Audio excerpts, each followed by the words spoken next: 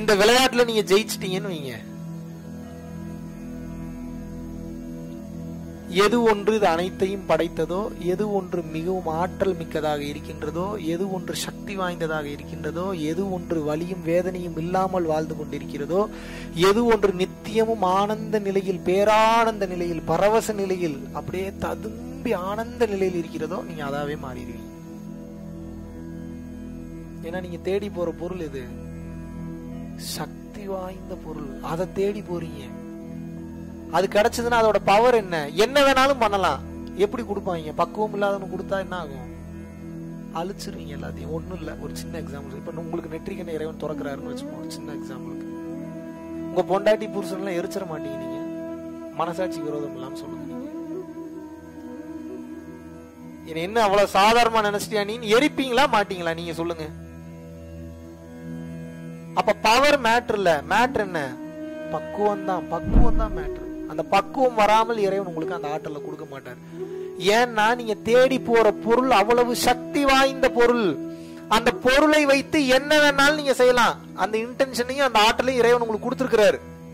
பக்குவம் இல்லாதவனுக்கு இந்த பவரை கொடுத்துட்டா அடுத்தவன் உருப்படியா போறவனையும் சேர்த்து கெடுத்துருவானே, வாழ்க்கையை அழிச்சிருவானேன்னு சொல்லிட்டு இறைவன் அதை உங்களுக்கு கொடுப்பது கிடையாது. வேடிக்கை பார்த்துக்கிட்டே இருப்பார்.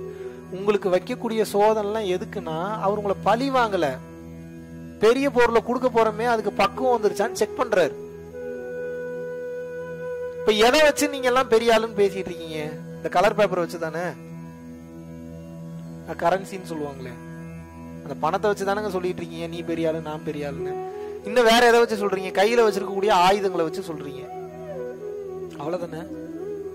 வேற ஏதாவது வச்சு சொல்றீங்களா? பணம், ஆயுதங்கள், வேற ஏதாவது வச்சு பெரிய ஆளுன்றீங்களா? சரி, உங்க அறிவு கூட வச்சுப்போம், அதை கூட வச்சுப்போம். இந்த 3 தானே மிஞ்சி மிஞ்சி போன வந்திருக்கிற வேலை தெரிஞ்சு போச்சு.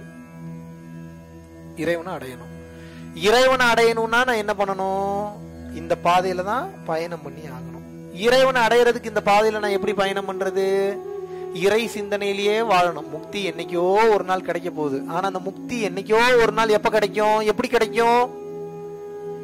தியானம் பண்ணா கிடைக்கும், ஞானம் பெற்றா கிடைக்கும். மெயினா என்னன்னா, எவன் ஒருத்தன் நாளைய பற்றி கவலை இல்லாம இன்னைக்கு வாழ்றானோ, சந்தோஷமா இருக்கிறானோ, பொறாமப்படாம பிறரை காயப்படுத்தாம வேதனைப்படுத்தாம எவன் ஒருவன் வாழ்கின்றானோ அவன் முக்தியை பற்றி கவலைப்படவே தேவையில்லை. அவன் முக்தியின் பாதையில் தான் பயணித்துக் கொண்டிருக்கிறான் என்ற அர்த்தம். நான் என்னைக்கோ ஒரு நாள் தானங்க முக்தி வரப்போகுது, அது வரைக்கும் வெயிட் பண்றேன்றதுல சீன் இல்ல. இன்னைக்கு நடந்து போனீங்கன்னா தான் முக்தி வரும். இந்த இறைவனின் திருவிளையாடல் உங்களுக்கு எதை போதிக்கின்றது? எதை சொல்லிக் கொடுக்கின்றது? இறைவனின் திருவிளையாடல் எதை போதித்து சொல்லிக் கொடுக்கிறது என்று கேட்டீர்கள் என்றால் தெளிவாக புரிஞ்சுக்கணும். உனக்கு நான் என்னென்னமோ கொண்டு வந்து கொடுப்பேன், எதுலையும் நீ மயங்கிடக்கூடாது. நீங்க மயங்கிட்டீங்கன்னா அந்த பக்குவம் இன்னும் உங்களுக்கு வரலன்னு அர்த்தம். அப்ப அந்த பக்குவத்தை வளர்த்துக்கிறக்கா மறுபடியும் என்ன பண்ணுவாரு? இந்த 80 வருஷம் 100 வருஷம் உனக்கு பத்தல, நீ போயிட்டு மறுபடியும் இன்னொரு ரவுண்டு வான்னு சொல்லிட்டு அடுத்த பிறகு எடுக்க வைப்பாரு. இதனாலதான் அடுத்த பிறகு எடுக்கிறீங்க. இப்ப சொல்லுங்க, இறைவன் உங்களை தண்டிக்கிறாரா பக்குவப்படுத்துறாரா? Very good. பல பேருக்கு ஒரு தவறான புரிதல், இறைவன் தண்டிக்கிறார். எப்படி தண்டிப்பாரு? ஒரு சட்டத்திட்டம் போட்டாச்சு. தமிழ்நாட்டுக்குன்னு ஒரு சில சட்டத்திட்டங்கள் இருக்கு, இந்தியாவுக்குன்னு ஒரு சில சட்டத்திட்டங்கள் இருக்கு. இந்த இந்தியாவுக்குன்னு இருக்கக்கூடிய சட்டத்திட்டங்களை நீங்க ஃபாலோ பண்ணி தான் ஆகணும். ஃபாலோ பண்ணலன்னா என்ன ஆகும்? அதுக்குண்டான கான்சிக்வன்சஸ், அதுக்குண்டான ஆஃப்டர் மேத்ன்றது வரதானே செய்யும். எஸ்ஆர்னோ? அதே போல இறைவன் சில பல சட்ட திட்டங்களை வகுத்து வைத்து விட்டார். அது நமக்கு தெரியல அப்படின்னா யாருக்கு வலியும் வேதனையுமாக இருக்கும்? நமக்கு தான் வலியும் வேதனையுமாக இருக்கும். இதை எப்படி இந்த சட்ட திட்டங்களை தெரிஞ்சுக்கிறது? ஒண்ணு இல்ல, இது ரொம்ப கஷ்டமான மேட்டர்லாம் இல்ல. எல்லா வேதங்களும் எல்லா மறைபொருள்களும் ஒன்றை மட்டும் தான் சொல்கின்றது. என்ன அப்படின்னா நல்லா புரிஞ்சுங்க. ரொம்ப டீப்பா போனீங்கன்னா குழம்பிடுங்க. மெயின் கோர் மேட்டர் மட்டும் நான் சொல்லிடுறேன். நீ வேற அவன் வேற கிடையாது, எல்லாமே இங்க ஒண்ணுதான்றதை மட்டும் புரிஞ்சுக்கோங்க. அவ்வளவுதான். இது ஒண்ணு வந்துருச்சுன்னா கன்ஃபார்ம் உங்களுக்கு வேணுங்கிறது எல்லாமே கிடைச்சிடும். இந்த ஒரு புரிதல் வந்துருச்சுனாவே இந்த உலகத்தை நீங்க பாக்குற விதமே மாறிடும். இப்ப உங்களுக்கு சொல்லி புரிய வைக்கணும்னா எப்படி புரிய வைக்கலாம்? இப்போ உங்களுக்கு ரொம்ப பிடித்த குரு யாரு? அகத்தியர், போகர், புலிப்பாணி, யாரோ ஒருத்தங்க இருப்பாங்கல்ல. ஓகே, இப்ப அவங்க உங்க வீட்டுக்கு வராங்கன்னா எப்படி இருக்கும்?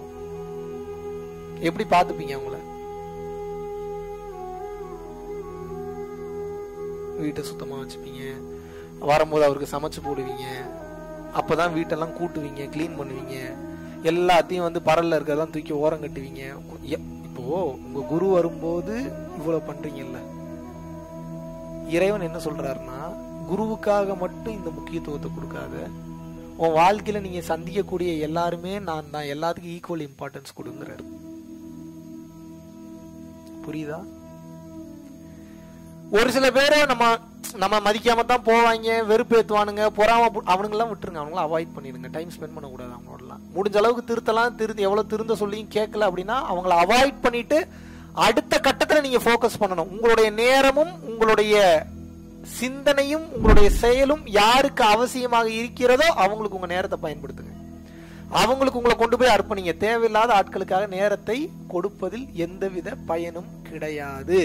அப்போ ஒவ்வொருத்தனையும் உங்க குருவா நீங்க பாத்தீங்கன்னா எப்படி இருக்கும்? அவமானப்படுத்துவீங்களா? காயப்படுத்துவீங்களா? எடுக்கணும்ன்ற எண்ணம் இருக்குமா? திருடணும்ன்ற எண்ணம் இருக்குமா? அப்ப விஷயம் எங்க இருக்கு? உங்களுடைய குணம் என்பது எதுல இருக்கு? உங்களுக்கு யார ரொம்ப பிடிக்குதோ, இறைவனுக்கு ஈக்குவலா நான் சொல்றேன், அப்படியே எல்லாரையும் பார்க்கக்கூடிய அந்த மனப்பக்குவத்தை வளர்த்து கொள்ள வேண்டும். இதுக்கு பேர் தான் ஒன்னஸ். இதுக்கு பேர் என்ன? ஒன்னஸ்னா என்ன?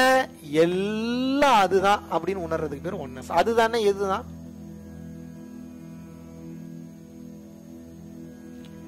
எல்லாமே இங்க இறை துகள்களால் தான் கட்டமைக்கப்பட்டிருக்கிறது. எல்லாமே இங்க இறை பொருள் தான் கட்டமைக்கப்பட்டிருக்கு. எல்லாத்துக்குள்ளேயும் இறைவன் தான் இருக்கிறாருன்ற பாக்குற அந்த பக்குவத்தை மட்டும் வளர்த்துக்குங்க. எழுதி தர நீங்க தவமே பண்ண வேண்டாம்.